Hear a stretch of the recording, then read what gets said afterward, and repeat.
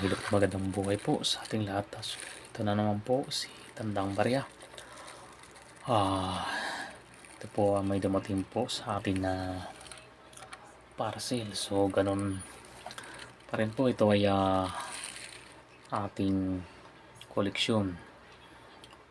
Ito po ay galing pa pong Limay, Bataan. Ayan.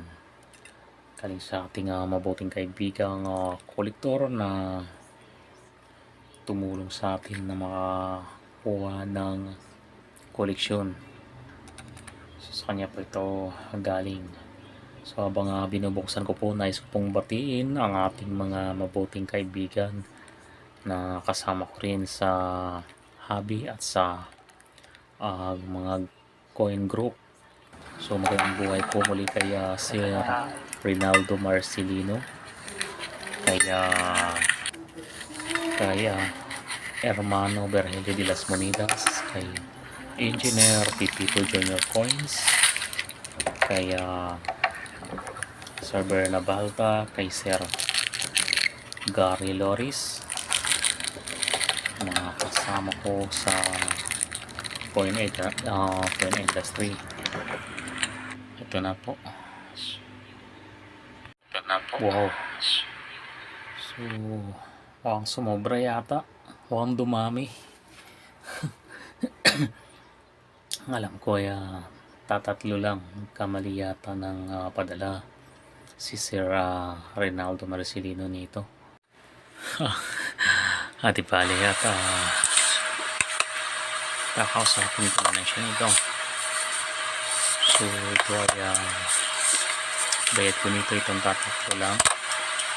Itong ABL na Marcos 50 pesos, saka itong MacArthur 1947 commemorative coin, saka itong 50 centavos.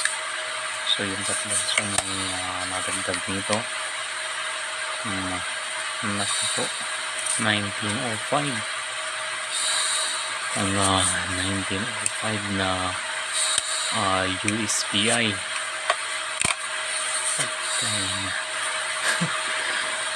at 1975 na yun yung masaganang ani.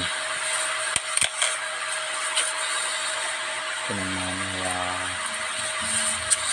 Quezon. So pareho itong yun, pareho itong silver coin at mga commemorative yung dalawa, yung isa USB. So ito ay nakagwantis po tayo para lang sa ganun ay maiwasan natin kung hawakan natin ang coin ay hindi ito nagkaroon ng mga fingerprint gaya ng isang yan, ito ating double check mamaya. Ito yung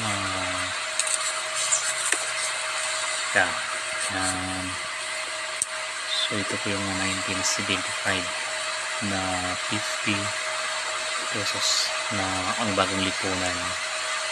So hindi po yan yung 5 piso. Marami kasi ganyan yung 5 piso. So sana hindi pa pagkamalan 5 piso ito dahil parehong-pareho talaga. Nakikita naman natin yung nakalagay na 50 pisos sa likod. Yan.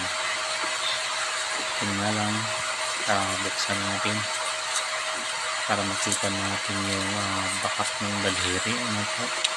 Pero ito po ay isang proof ito, hindi naman ganong pansinin, pero pagka isa ibang anggulo ayan, makikita siya. Ayan, diba? Ayan, makikita natin yung bakat ng daliri. Yan sa maling paghawak ng isang coin, ng isang makahawak nito. Dapat ang hawak nito is tatagiliran pag ganyan. Ayan, hindi yung harapan mo, hawakan mo yung surface. Tapos hindi ko mahirap tanggalin, mahirap tanggalin dahil ito ay original talaga na coin capsule. Talagang fix na fix siya sa kanyang mahirap tanggalin. Yan po.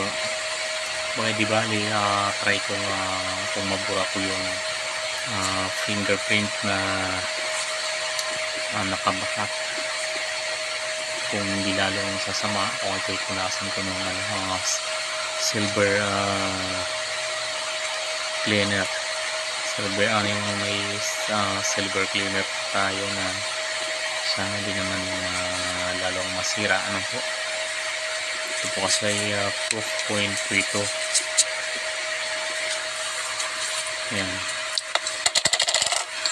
So mura lang ang bigay sa akin, mura lang bigay ni Sir Marcelino, ating mabuting kaibigan, na kung saan tinulungan tayo na magkaroon kahit sa murang halaga lang.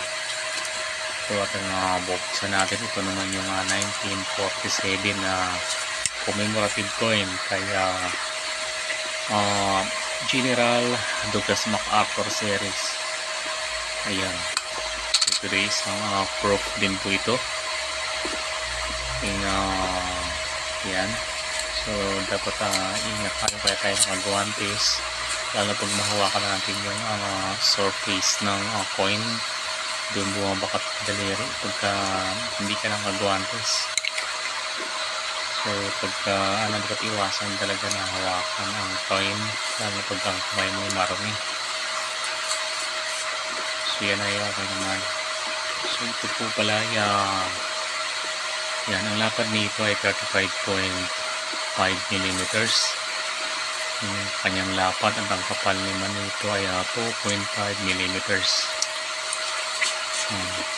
Ito ay ang bigat nito ay nasa 20 grams. Yan.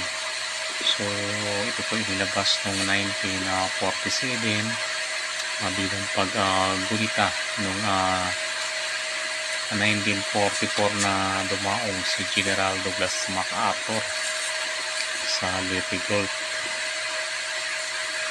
Yan, ikatlong anibersaryo ito itong 1947, 1 piso na ito. Yan si Douglas, General Douglas MacArthur, ang defender and liberator of the Philippines.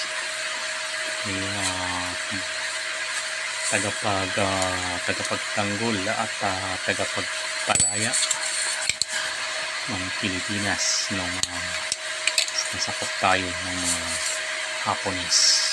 World War II po yun.